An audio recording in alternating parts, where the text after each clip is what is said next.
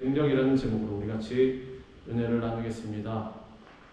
제목을 따라하겠습니다. 십자가의 능력. 십자가의 능력.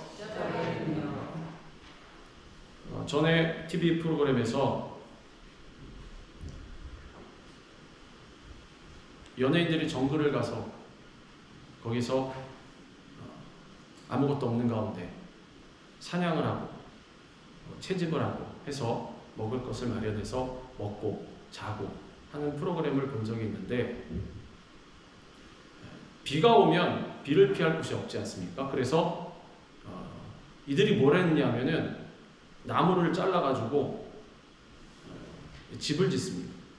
뭐 우리가 사는 이런 집만큼은 아니지만 비를 피할 수 있는 그런 움막 같은 그런 이제 초소를 짓는데, 그 나무가 큰 통나무도 이렇게 도구를 이용해서 잘라서 메고 오면서 이들이 뭐라 그러냐면 어깨도 아프고 손도 아프고, 그래서 이들이 장갑을 다 끼고 있습니다. 왜냐하면 그 일반 통나무는 여기 지금 이렇게 있는 십자가처럼 매끈매끈하게 해놓지 않지 않습니다.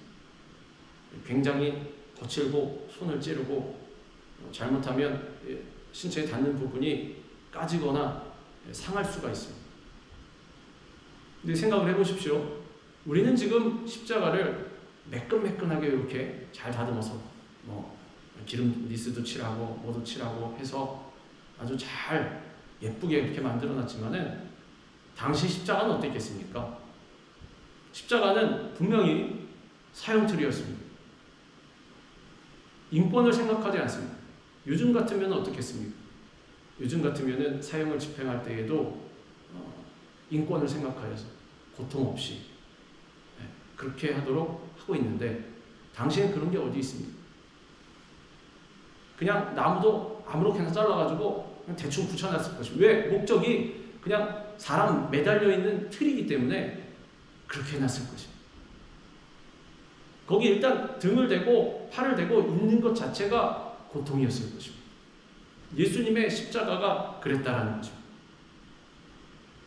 그 십자가를 지시고 달리심, 거기에 달리심으로 말미암아 우리에게 사랑을 베풀어 주셨다라는 거죠. 예수 그리스도의 십자가가 없으면 우리의 신앙은 아무것도 아닙니다. 다른 것을 다 받아들이고 다 좋다고 하고 다 내가 취한다고 할지라도 십자가를 외면하면, 십자가를 모른 척하면 그것은 신앙이 안 된다라는 거죠. 복음을 증거할 때도 마찬가지. 복음이 무엇입니까? 예수 그리스도의 십자가가 복음인 것입니다. 예수님의 십자가가 빠지면 복음이 되지를 않습니다. 십자가 그 자체가 복음이 되는 것입니다. 예수 그리스도의 이 십자가에서 전 인류 대속의 놀라운 일이 완성된 것입니다. 당시의 사람들은 몰랐습니다. 저까지 게 무슨, 어찌 보면 그 동네에 있는 사람들은 다 봤을지 몰라도 전 세계에 있는 사람은 누가 그 사실을 압니까? 아무도 몰랐을 것입니다. 그렇지 않습니다. 죄수 사형 집행 하나 한다 그래서 저기 어느 나라, 지금도 마찬가지입니다. 중동지방 어디서 사형 집행 하나 한다 그래서 우리가 알겠습니까? 모릅니다. 그러나 그 예수 그리스도의 십자가를 통해서 우리 지구상 모든 인류의 구원의 길을 하나님께서 열어주셨다라는 것입니다. 당시 유대인들은 예수님을 신성 모독죄로 고발을 하고 법정에 넘겼습니다. 그래서 빌라도로 하여금 사형을 선고하게 만들었습니다. 그 명령에 따라서 로마 군인들은 예수님을 십자가에 못 박았습니다. 그리고 마침내 부활하신 예수님을 목격한 이 베드로는 오순절날 예루살렘으로 모여든 그 유대인들에게 뭐라고 선포했습니까? 너희가 예수님을 십자가에 못 박았다라고 선포하면서 회개를 촉구했습니다. 그런즉 이스라엘 온 집은 확실히 알지니 너희가 십자가에 못 박은 이 예수를 하나님이 주와 그리스도가 되게 하셨느니라 하니라. 우리가 읽진 않았지만 이 앞절에, 이 앞부분에 뭐라고 되어 있냐면, 오순절날이 되었을 6월절이 되었을 때 오순절이 되었을 때 유대인들이 예루살렘으로 왔답니다. 근데 유대인들이 어떤 유대인들이었냐면 나와 있는 경건한 유대인들. 경건한 유대인들 무슨 뜻입니까? 하나님 잘 믿는 사람들. 경건한 유대인들이 예루살렘에 모였을 때 베드로가 이들을 향해서 뭐라 그랬냐면 돌려말하지도 않았습니다. 여러분들이 예전부터 하나님 잘 믿는 것은 잘 알고 있습니다. 제가 얼마나 신앙생활 하느라고 힘드셨겠습니까? 그런데 딱 한 가지 빠진 것이 있는데 이것만 보충하면 좀 좋겠습니다. 이렇게 말하지 않았습니다. 우리는 다 그렇게 말해주길 바라지 않습니다. 나한테. 왜? 나 인권이 있으니까. 나 자존심이 있으니까. 나도 사람이니까. 나도 상처받을 수 있으니까. 근데 베드로는 뭐라 그랬냐면 당신이 예수님을 못 박은 사람. 경건한 유대인 보고 당신은 죄인. 그 말 들으면 어떻게 되면 다 도망가야 돼요. 아니면 스데반을 돌로 쳤을 때처럼 이를 갈고 분노해서 막 쫓아와야 되는 거죠. 그럴지라도 베드로는 뭐라고 했습니까? 이스라엘 온 집은 확실히 알지니 너희가 십자가에 못 박은 이 예수를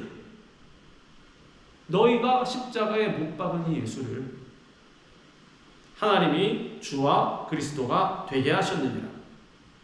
좀 무슨 뜻입니까? 나는 하나님 잘 믿는다고 생각했는데 하나님은 분명히 내가 못 박은 예수님을 주와 그리스도가 되게 하셨다. 하나님 잘 믿는다는 사람이 하나님과 반대 방향으로 간 것입니다. 하나님은 높이셨는데 나는 낮춘 것입니다. 충격적인 사실 아닙니까? 나는 분명히 올바른 길로 잘 간다고 생각했는데 뭐라 그럽니까? 너 반대 방향이야. 잘못 갔어. 그걸 돌려 말하지 않고 그냥 말했어요. 하나님이 주와 그리스도가 되게 하신 예수님은 당신이 죄인이라 정죄하고 당신이 십자가에 못 박았어. 어떻게 할 거요? 우리도 다시 죄의 길을 걸어가고 있으면 어떻게 됩니까? 예수님을 다시 십자가에 못 박는 꼴이 된다는 거죠. 그래서 많은 목사님들이 이전에도 설교 다 그렇게 하시지 않습니까? 우리가 예수님을 다시 십자가에 못 박으면 안 됩니다. 그게 무슨 뜻이냐면은 바로 이것입니다. 당시 경건한 유대인들도 신앙생활 잘하고 하나님 잘 믿는다고 생각한 유대인들도 결국에 예수님을 십자가에 못 박았다라는 것입니다. 페르나들, 이방인들, 하나님 모르는 사람들이 우르르 달려들어서 예수님을 십자가에 못 박은 것이 아닙니다. 경건한 유대인들이. 우리도 다시 죄의 길로 걸어가면 예수님을 십자가에 못 박는 꼴이 된다는 것입니다. 하나님을 경외하지 않고 그 말씀에 순종하지 않는 것은 우리를 용서하신 예수님의 그 사랑을 짓밟고 예수님을 다시 십자가에 못 박는 것입니다. 약한 자들을 돌아보지 아니하고 이웃들도 돌아보지 아니하고 무시하는 것, 용서하지 못하고 사랑하지 못하고, 즉 하나님의 말씀대로 살고 있지 못한 그러한 모습들, 예수님을 무시하는 것이 되는 것입니다. 첫 번째가 하나님 경외하는 것입니다. 나의 삶의 주인 하나님이십니다. 말로만 하는 것이 아니라 내 인생 자체의 그런 모습들이, 습관들이 누구 중심으로? 하나님 중심으로 가야 하는 것입니다. 내가 이쪽으로 걸어갈 때에도 내가 이쪽으로 걸어가면 하나님께서 뭐라 하실까? 하나님께서 이쪽으로 인도하시는 것이 맞는 것입니다. 근데 또 이쪽으로 뛰어갈 때는 내가 지금 뛰어가는 것이 하나님 뜻에 합당한 것인가? 무엇을 하든지 항상 말씀에 뭐라고 되어 있습니까? 종은 상전, 주인을 바라본다라고 했습니다. 행동 하나하나를 하면서도 왜? 주인의 눈치를 보는 것입니다. 근데 종은 그럴 수밖에 없습니다. 쓰임을 받는 사람은 쓰는 사람을 볼 수밖에 없다라는 것입니다. 청지기는 주인을 볼 수밖에 없습니다. 왜? 종이고 청지기이기 때문에. 그게 맞습니다. 근데 주인을 안 보고 내가 내 맘대로 뭔가 내 할 일을 계획해서 한다라면 그건 청지기라고 할 수가 없지 않습니까? 종이라고 할 수가 없지 않습니까? 내가 지금 정체성이 무엇인지, 나의 현주소가 무엇인지 절대로 잊어버리면 안 됩니다. 지금 교회 안에 들어오면 다 합니다. 다 알아. 물어보면 다 합니다. 그런데 저기 밖으로 나가지 않습니까? 그 내일 당장 월요일부터 이제 살아가면 이제 모르게 됩니다. 다 까먹습니다. 근데 그 까먹으면 안 된다는 거예요. 잊어버리면 안 됩니다. 내가 지금 누구인가? 내가 왜 하나님으로 창조를 받아서 하나님께 부르심을 입었는가? 지금 부르심을 못 입은 사람들이 많이 있습니다. 나가보십시오. 많이 있습니다. 그런데 그 가운데에서 특별히 나를 콕 집어 택하셔가지고 나를 불러주셨다라는 거예요. 하나님께서 안 부르시면 주님 앞으로 나올 수 있는 자가 없다라고 분명히 말씀하셨습니다. 그렇기 때문에 내가 지금 주님 앞으로 나와 있다라는 것은 하나님께서 나를 부르셨다라는 것입니다. 왜? 이유는 저도 모릅니다. 그러니까 아무 이유 없이 그냥 하나님의 주권적인 판단하심에 따라서 나를 택하여 부르셨다라는 것입니다. 내가 이쁜 속도 없는데 잘난 것도 없는데 내가 아무리 내가 잘났다고 생각을 해도 나는 잘난 것이 없는데 하나님께서 불러주셨다는 거죠. 그 사랑의 증표가 무엇입니까? 바로 예수 그리스도의 십자가라는 것입니다. 잊지 마십시오. 우리 모두가 예수 그리스도를 십자가에 못 박은 죄인들입니다. 우리 모두 애통하며 회개해야 합니다. 오순절을 지키기 위해 모였던 사람들은 너희가 예수님을 십자가에 못 박았다는 베드로의 말을 들었을 때 마음이 찔렸습니다. 그들은 이 말씀을 듣고 자신이 바로 예수님을 십자가에 못 박은 자라는 것을 깨달았습니다. 그들이 이 말을 듣고 마음에 찔려 베드로가 다른 사도들에게 물어 이르되 형제들아 우리가 어찌할까 하거늘. 자 보십시오. 이게 바른 자세입니다. 우리가 말씀을 들을 때 마음에 찔리거나 아니면 거슬리는 것이 있을 것입니다. 되게 듣기 불편하지 않습니까? 들을 때 그럴 때가 있을 것입니다. 물론 마음에 감동이 기쁨과 즐거움으로 다가오면 좋겠지만 마음에 찔리면 어떻게 다가오냐면 불편함으로 다가옵니다. 되게 듣기 불편. 야 이거 못 듣겠다. 어떻게까지 생각합니까? 저거 나만 콕 집어서 얘기하는 거 아니야? 왜 그럴 때 있다 그러지 않습니까?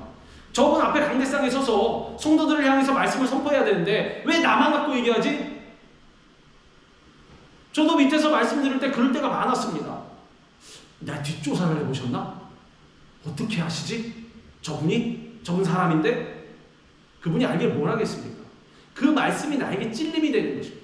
걸림이 되는 것입니다. 불편함이 되는 것입니다. 그러면 올바른 자세가 이들과 같이 다른 사도들에게 베드로에게 물어 이르되 형제들아 그러면 우리가 어찌할고 어떻게 해야 되겠습니까? 알려주십시오. 내가 그렇게 하기 원합니다. 우리는 자주 그럽니다. 예수 그리스도의 십자가 그리고 회개, 죄상 이걸 얘기하면 위로를 못 받는답니다. 그 위로 어떻게 받아야 되냐면 하나님의 사랑, 따뜻한 사랑. 괜찮아, 걱정 마, 다 잘 될 거야. 너는 문제 없어. 네가 죄가 있을지라도 내가 다 덮어줄게. 뭐 이건 다 좋아하지 않습니까? 그렇지 않습니까?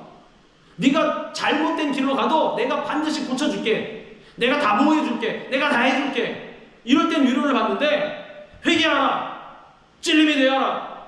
돌아서라. 책망을 받으면은 그거 불편하답니다. 위로가 안 된답니다. 기자님 그거 왜 위로가 안 됩니까? 제가 방금 뭐라고 말씀드렸습니까? 예수 그리스도의 십자가 뭐라고 말씀드렸습니까? 하나님의 사랑의 결정체입니다. 위로는 언제 옵니까? 사랑을 받을 때. 그러지 않습니까? 여러분 미움받을 때 위로받습니까? 사랑받을 때 위로받지 않습니까? 하나님의 사랑이 무엇입니까? 예수 그리스도의 십자가가 하나님의 사랑입니다. 십자가를 통해서 우리 깨달음을 주시고 회개하여서 바른 길로 가도록 만들어주시는 주님의 그 은혜가 사랑입니다. 바로.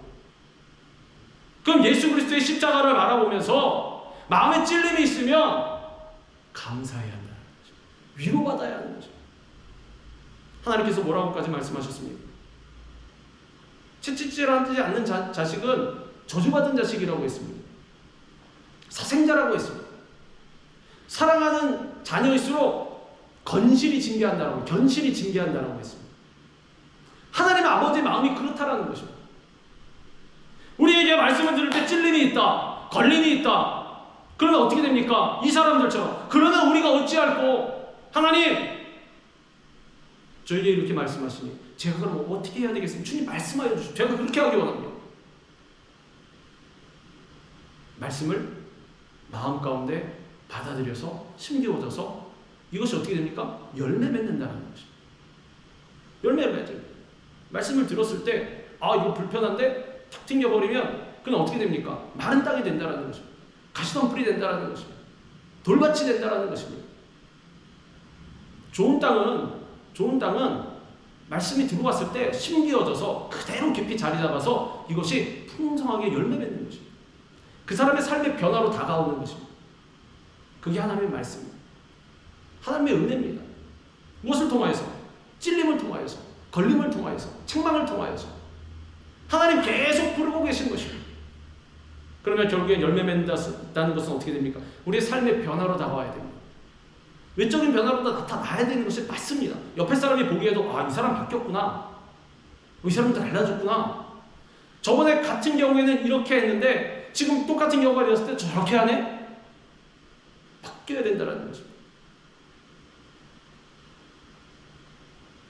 말씀을 들을 때 또한 성경을 공부할 때에도 읽을 때에도 나에게 하시는 말씀처럼 들을 때가 있습니다. 바로 그것이 성령께서 내게 말씀하시는 것입니다. 이때 우리는 즉시 회개하고 죄의 길에서 돌이켜야 한다는 것입니다. 그리스도인이 어떠한 사람들이 그리스도인이라고 말씀드렸습니까? 회개하는 사람들이 그리스도인입니다. 그리스도인 나가서 나 그리스도인이요, 나 예수 믿는 사람, 이런 사람이 그리스도인이 아니라 달마다 주님 앞에 회개하는 사람, 그 사람이 바로 그리스도인인 것입니다. 우리는 죄를 회개함으로 각각 예수 그리스도의 십자가의 보혈로 죄사함을 받아야 합니다. 베드로가 이르되 너희가 회개하여 각각 예수 그리스도의 이름으로 세례를 받고 죄사함을 받으라. 그리하면 성령의 선물을 받으리니. 보십시오. 나와 있습니다. 성령의 선물은 다 받기 원합니다. 주님, 성령의 선물을 받기 원합니다. 은사도 받기 원합니다. 열매도 맺기 원합니다. 주님, 무엇도 주시옵소서. 성령의 선물을 다 받기 원하는데 그러면 어떻게 해야 된다? 각각 회개하여 죄사함을 받아라. 그리하면 하나님께서 성령의 선물을 주시니. 십자가는 하나님 사랑의 상징입니다. 예수 그리스도의 십자가는 우리를 향한 하나님의 사랑이 최고로 표현된 것입니다. 우리가 아직 죄인 되어 하나님과의 관계가 단절되었을 때 하나님께서는 우리 예수님을 십자가에서 죽게 하심으로 말미암아 우리의 죄값을 대신 치르시고 우리와 하나님과의 관계를 회복시켜 주셨습니다. 자, 여기까지 과정에서 우리가 한 것이 있습니까? 아무것도 없습니다. 우리가 판단한 것이 있습니까? 아무것도 없습니다. 하나님께 해달라고 우리가 먼저 요청했습니까? 그것도 못했습니다. 아니, 하나님께서 하시고 계시는지도 몰랐습니다. 이 과정 가운데서 은혜가 아닌 것이 무엇이 있습니까? 다 은혜인 것입니다. 하나님의 사랑이요, 은혜인 것입니다. 이거를 우리를 잊어버리면 안 됩니다. 반드시 기억하시기 바랍니다. 마음 가운데 새기시기 바랍니다. 철필로 돌에 새기는 것처럼 오히려 그것보다 더 아주 단단하게, 확실하게, 더 깊이 새겨야 하는 것입니다. 이처럼 하나님께서는 하나밖에 없는 아들을 십자가에 못 박아서 죽게 하실 만큼 사람이 당할 수 없는 아주 흉악한 고통을 당하고 죽게 하실 만큼 우리를 사랑하셨다는 것입니다. 십자가를 바라볼 때 위로를 받습니까? 못 받습니까? 받는 것입니다.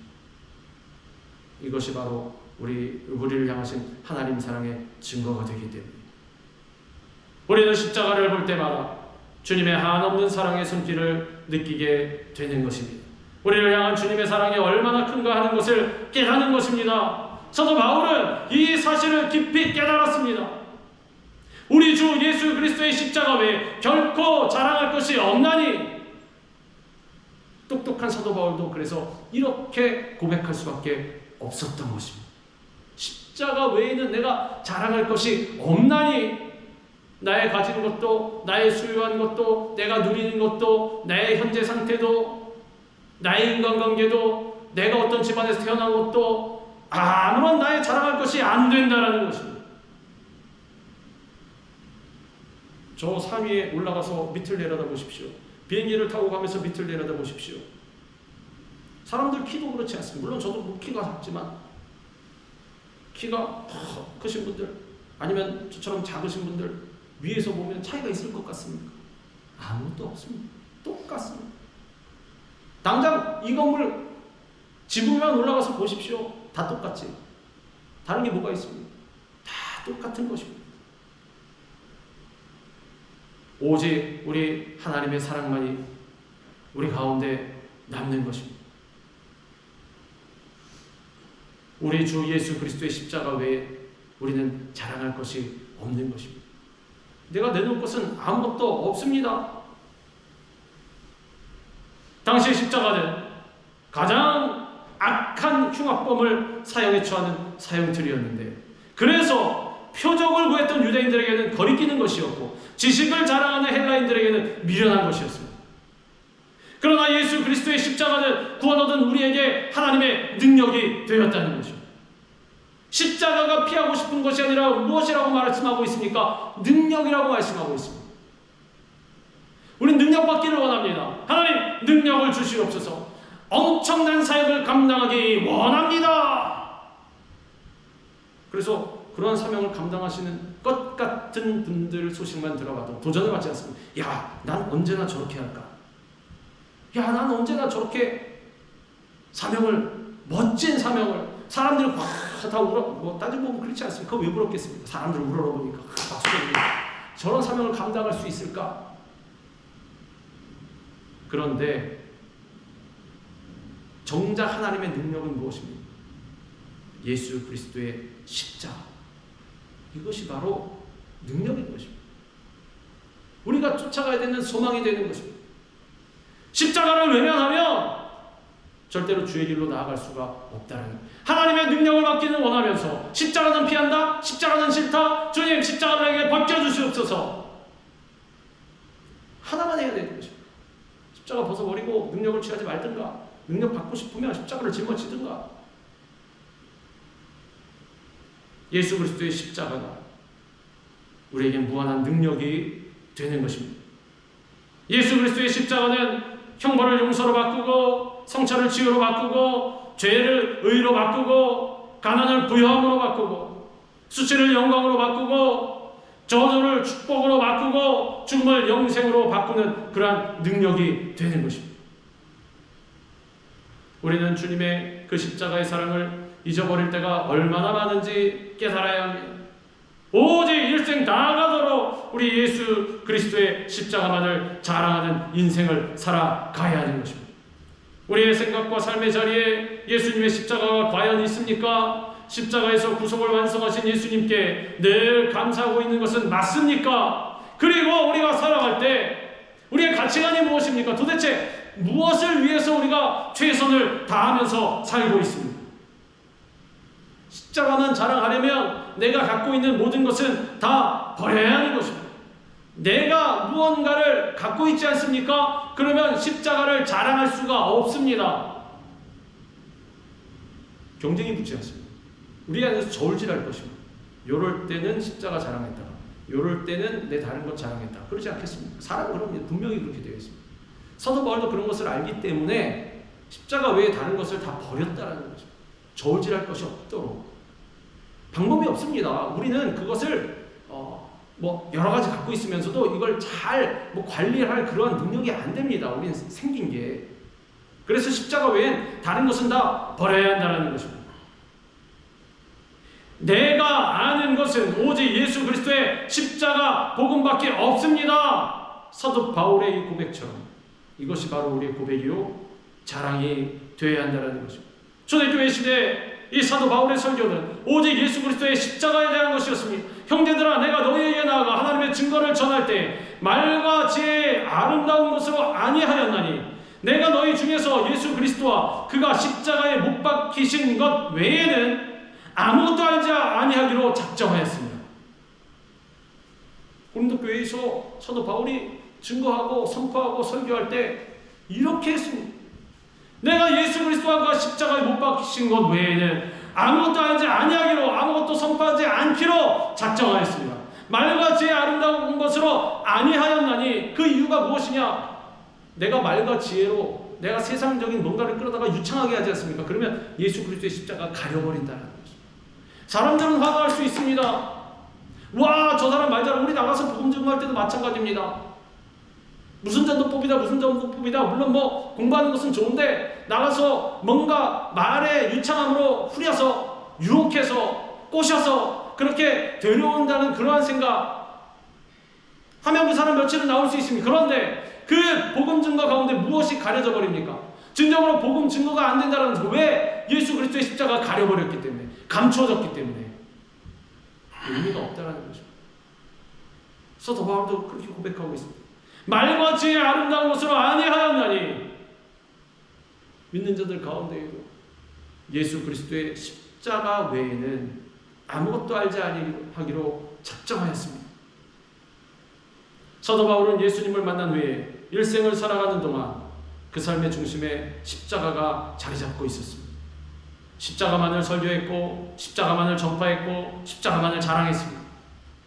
사도 바울은 온전한 십자가의 사람이었습니다. 이처럼 우리 평생의 자랑거리도 예수 그리스도의 십자가가 되어야 하는 것입니다. 사람들이 물어볼 것입니다. 당신 그리스도인 아닙니까? 맞습니다. 그리스도인 뭐하는 사람입니까? 예수 그리스도의 십자가를 붙들고 회개하는 사람입니다. 말할 수 있어야 하는 것입니다. 그리스도인이 뭐하는 사람입니까? 그리스도인 좋은 일 하는 사람입니다. 선행하는 사람입니다. 좋은 일 선행은 밖에 나가도 많이 할 수 있습니다. 예수 안 믿는 사람도 많이 하고, 그건 그리스도인이 아니라는 거죠. 그리스도인으로서 살아가는 중에 그러한 삶이 있을지는 몰라도 진정한 그리스도인은 예수 그리스도의 십자가를 바라보고 쫓아가는 사람입니다. 우리의 자랑은 십자가에 달리셔서 구원사역을 완성하시고 우리의 생명이 되신 예수 그리스도 단 한 분뿐이 없는 것입니다. 예수 그리스도의 십자가가 우리 삶의 중심이 되어야 합니다. 잃었던 예수 그리스도의 십자가의 사랑을 회복하시기 바랍니다. 위로를 못 받고 있다면 십자가의 사랑을 잃어버린 것입니다. 우리가 십자가를 가까이 하고 십자가의 사랑을 체험하게 될 때 참 그리스도인, 참 하나님의 자녀로서 살아갈 수 있게 되는 것입니다. 십자가는 하나님께서 죄인을 구원하시기 위해 우리에게 열어주신 유일한 길입니다. 그렇기 때문에 예수님의 십자가를 통하지 않고서는 죄인들 어느 누구도 하나님 앞에 나아갈 수도 없습니다. 의인이 될 수도 없고 천국의 소망을 가질 수도 없는 것입니다. 그런데 지금도 수많은 사람들이 십자가를 등진 채로 인간 스스로의 힘으로 구원의 길을 발견하고 가고자 하는 것입니다.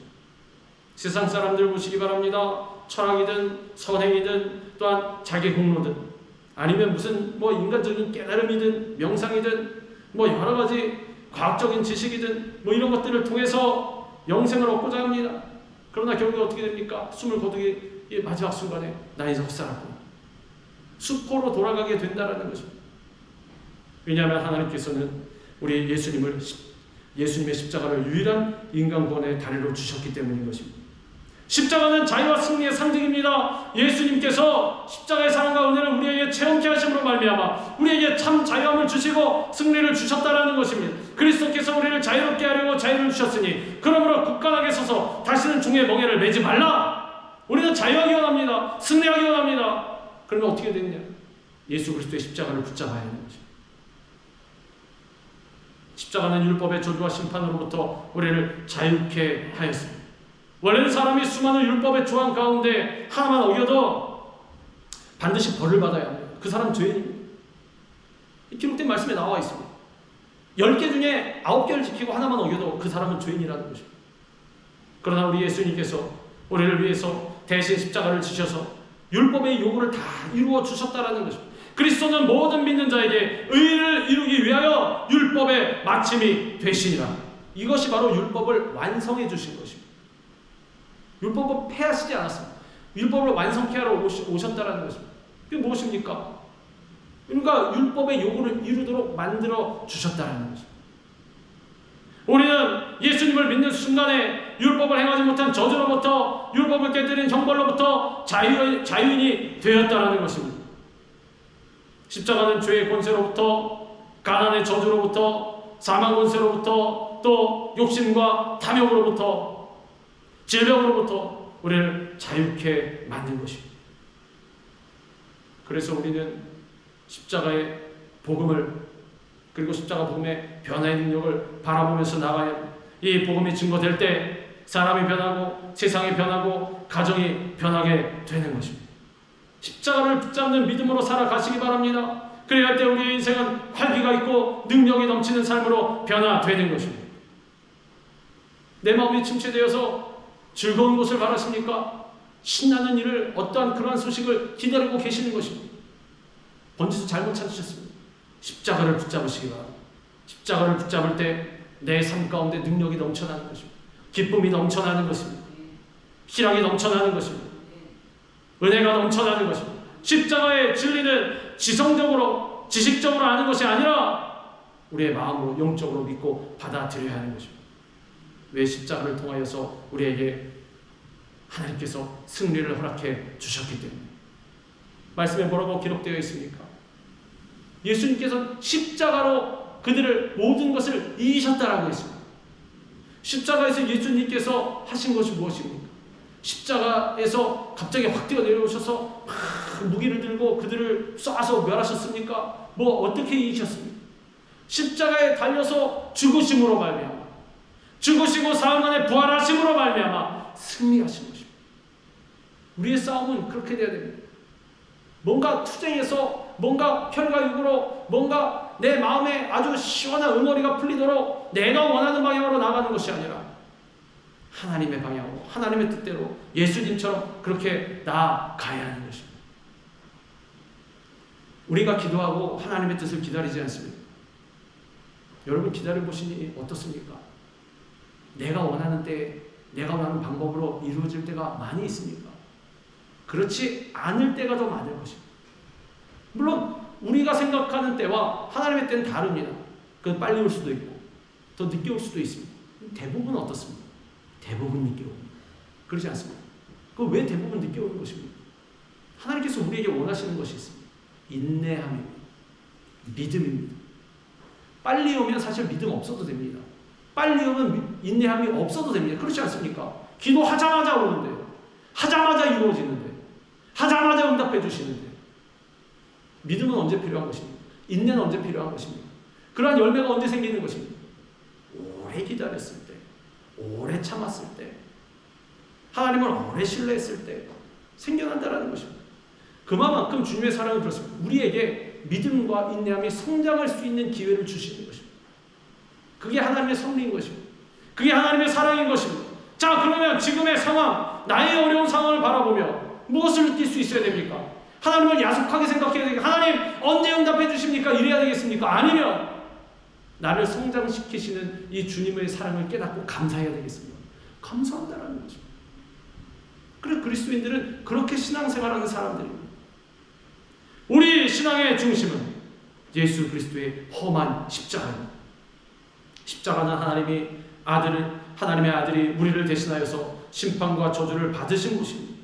예수님의 십자가는 어떠한 무서운 죄를 범한 죄인일지라도 조건 없이 받아들이는 하나님의 용서와 사랑의 두 팔인 것입니다. 우리가 회개하기만 하면, 우리가 돌이키기만 하면, 주님 앞에 자복하기만 하면 하나님께서 넓은 두 팔로 안아주시고 용서해 주시는 것입니다. 예수님의 십자가는 우리가 세상을 떠날 때에도 붙잡아야 하는 유일한 의가 되고 유일한 공로가 되는 것입니다. 십자가 앞에 무릎을 꿇고 회개하면서 잃어버렸던 십자가의 능력을 회복하시기 바랍니다. 마지막 때 주님 앞에 섰을 때에도 우리 하나님께서 자기가 가져온 것이 있느냐 말씀하실 때 우리 아무것도 들고 못 갈 것입니다. 단 한 가지 들고 갈 수 있습니다. 예수 그리스도의 십자가를 하나님께 보여드리시기 바랍니다. 주님께서 나에게 주신 십자가, 또 맡겨주신 십자가, 나에게 일러주신 십자가를 제가 가지고 왔습니다. 주님 받아주시옵소서.